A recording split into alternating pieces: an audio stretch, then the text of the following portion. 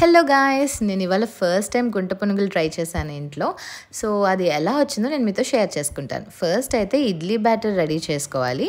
So idli బ్యాటర్కి మీ అందరికీ తెలిసిందే కదా, మినప్పప్పు బాగా గ్రైండ్ చేసుకొని ఇలా ఇడ్లీ నూకని బాగా కడుక్కొని అందులో మిక్స్ చేసి పెట్టుకోవాలన్నమాట. సో మొత్తం బాగా స్క్వీజ్ చేయాలి ఇడ్లీ నూక. సో వాటర్ ఎక్కువ ఉంటే మనకి కన్సిస్టెన్సీ బాగా ఉండదు. సో తర్వాత కావాలంటే మీరు వాటర్ మిక్స్ చేసుకోవచ్చు. సో అలా నేను ఇడ్లీ బ్యాటర్ని ప్రిపేర్ చేసేసుకున్నాను. ప్రిపేర్ చేసుకున్న తర్వాత నేను ఫర్మెంట్ బాగా అవ్వడానికి కొంచెం సాల్ట్ వేసి ఫర్మెంట్ చేసుకున్నాను అనమాట. ఫస్ట్ అయితే బాగా కలుపుకోవాలి అండ్ ఆల్సో సాల్ట్ వేసేయాలి. సో మార్నింగ్ అయ్యేసరికి ఇంత బాగా ఫర్మెంట్ అవుతుంది.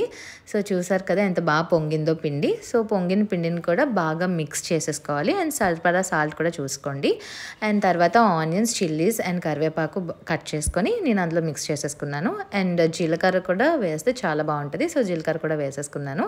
తర్వాత గుంటలుండే ఒక ప్యాన్ తీసుకొని అది నేను స్టవ్ మీద పెట్టుకొని అందులో ఆయిల్ ఫిల్ చేసుకున్నాను అనమాట. సో మీకు సరిపడా ఆయిల్ మీరు వేసుకోవచ్చు. వేసుకొని అలా గుంటల్లో మనం పిండిని అయితే వేసేస్తాము.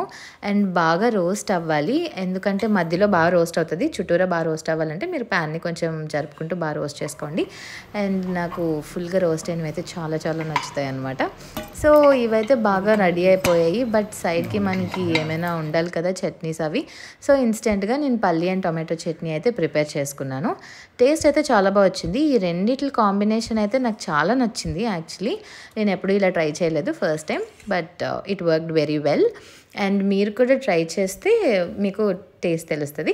సో మీరు కూడా ఇంట్లో ట్రై చేసుకొని ఎలా ఉందో నాకు కామెంట్ చేసి చెప్పండి. మా హస్బెండ్కి కూడా టేస్ట్ అయితే చాలా నచ్చిందంట. సో మీరు కూడా నచ్చితే, ఈ వీడియో నచ్చినా లేదా నా రెసిపీ నచ్చినా, please do subscribe to my YouTube channel. Thank you so much for watching this video.